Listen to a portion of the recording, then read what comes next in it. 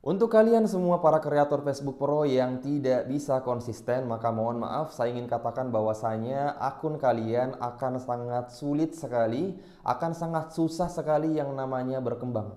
Dan kalau sebuah akun itu tidak berkembang, ngestak segitu-segitu aja, maka bisa dipastikan akun tersebut atau kalian semuanya itu tidak bisa merasakan yang namanya cuan atau terima gaji dari sosial media, khususnya di Facebook Pro. Untuk itu teman-teman semuanya, di video kali ini saya akan berbagi 5 tips ya. Bagaimana caranya agar kita bisa konsisten.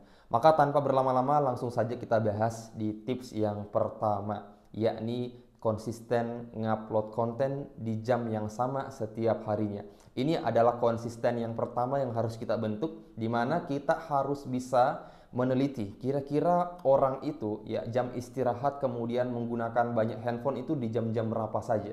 Maka menurut penelitian saya ya, kira-kira seseorang itu banyak menggunakan handphone di jam-jam istirahat, misal jam 4 sore sampai jam 10 malam ya teman-teman. Atau bisa lebih ya, jam 11 atau misalnya jam 12 malam. Nah, silakan teman-teman pilih jam upload teman-teman ya untuk setiap harinya. Misal, saya itu ngupload konten kira-kira teman-teman jam 4 atau jam setengah 5 sore untuk setiap hari. Karena kenapa saya berpikir di jam tersebut ya konten saya sudah terupload, maka start dari setengah 5 sore sampai malam nanti ya konten saya tersedia di beranda untuk orang-orang yang sedang beristirahat ya. Nah, ini sangat penting sekali teman-teman pilih dan teman-teman latihan belajar konsisten ya, karena konsisten itu berasal dari sebuah kebiasaan. Kemudian tips yang kedua adalah kita harus nyetok konten ya. Nyetok konten ini teman-teman agar kita nggak kewalahan. Banyak seseorang yang ingin belajar untuk konsisten ngupload konten minimal satu video per hari, tapi dia nggak ngestok konten. Jadi ketika hari-harinya ini dijalani, ada satu hari kemudian dia nggak punya kesempatan sama sekali untuk membuat konten, akhirnya dia libur membuat konten di hari itu.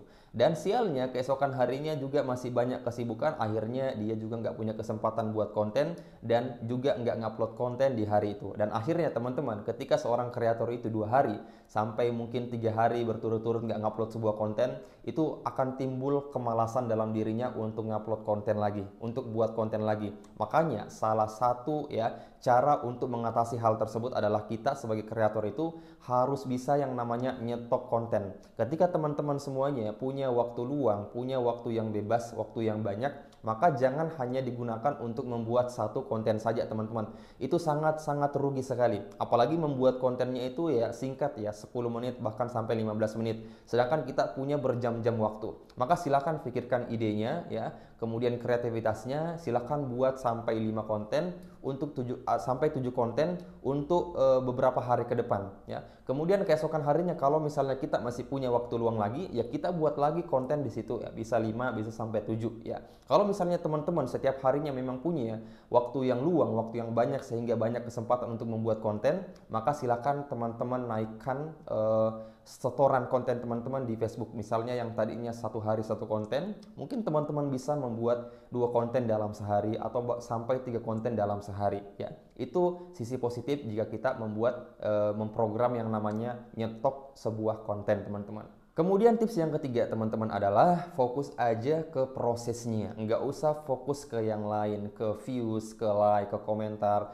Banyak orang yang berputus asa berhenti menjadi seorang kreator karena kenapa? Karena mereka terlalu fokus ya di views, di penonton ya, di like dan di komen. Ketika mereka menyaksikan konten-konten yang mereka upload ini sepi ya, sepi penonton, sepi yang like, sepi yang komentar, akhirnya mereka down ya. Akhirnya mereka berputus asa. Tapi bagi orang-orang yang fokusnya ke proses ya, jangan ngelihat itu dulu viewsnya, penonton dan komentar, fokus aja ke prosesnya. Kita bisa membuat konten yang menarik, kemudian kita ngupload konsisten setiap hari ngupload ya. Ketika kita fokus ke hal-hal yang seperti itu dan tidak fokus ke hal-hal yang lain seperti penonton dan lain-lain, insya Allah akun kita akan berkembang teman-teman, umurnya akan panjang ya. Sebaliknya konten kreator yang senantiasa fokus ke penonton dan lain sebagainya, biasanya itu kreator-kreator yang mudah untuk berputus asa dan biasanya Kreator seperti itu yang umur akunnya itu sangat pendek sekali teman-teman. Maksudnya perjuangannya itu cepat selesai ya. Jadi jangan menjadi kreator yang seperti itu teman-teman. Kemudian teman-teman tips yang keempat adalah senantiasa melakukan evaluasi dan upgrade konten. Jadi penjelasannya seperti ini teman-teman.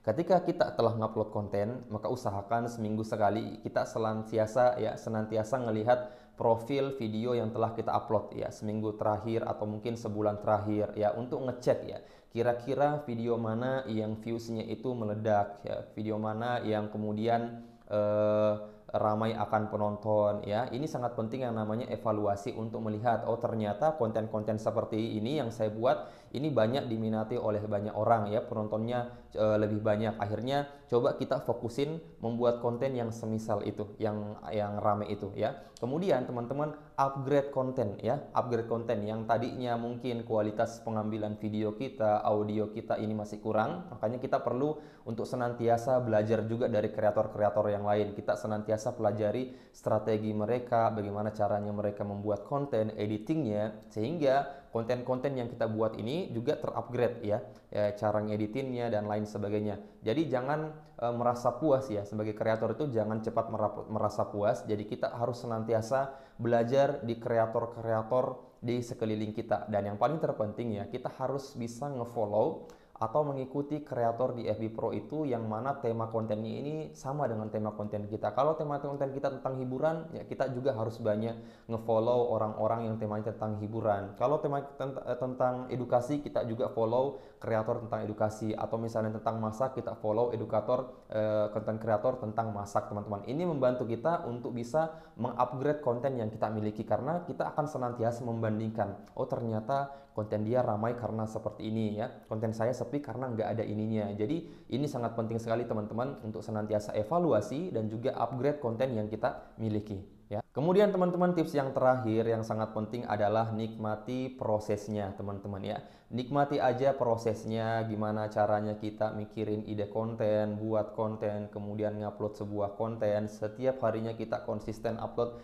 di jam-jam tertentu ya, kemudian kita belajar strategi orang yang dimiliki ya, kita nikmati semua prosesnya. Ingat ya teman-teman, jangan pernah kita merasa puas dan jangan pernah kita merasa putus asa, kenapa konten yang saya buat berbulan-bulan ini kok nggak ada yang meledak dan lain sebagainya. Nikmati aja prosesnya, karena kalau teman-teman tanyain kreator di luar sana yang mana perjuangan mereka itu bukan hanya tentang 1 sampai 2 bulan sampai 5 bulan, tidak teman-teman, ada yang bahkan sampai setahun, ada yang bahkan sampai 2 tahun. Kenapa mereka bisa lalui semua itu? Karena rahasianya adalah mereka menikmati prosesnya. Mereka tahu bahwasanya proses ini itu nggak instan, nggak langsung 1-2 bulan langsung meledak kemudian menjadi seorang yang brandnya langsung bisa dikenal. Tidak seperti itu teman-teman, tapi semuanya melalui proses, dan prosesnya ini bisa bertahap sampai bertahun-tahun teman-teman. Jadi silahkan nikmati saja proses yang teman-teman jalani. Yang penting teman-teman selalu melakukan evaluasi dan upgrade konten, maka insya Allah akan bertambah kualitas konten teman-teman semuanya, dan pastinya akan banyak disukai oleh banyak orang. Oke teman-teman semuanya, jadi saya rasa sekian saja konten yang bisa saya share ke teman-teman semuanya tentang 5 tips dan rahasia bagaimana caranya agar kita bisa menjadi kreator yang konsisten. Jika teman-teman menganggap ini konten bermanfaat, jangan lupa like, komen, dan juga subscribe. Assalamualaikum warahmatullahi wabarakatuh.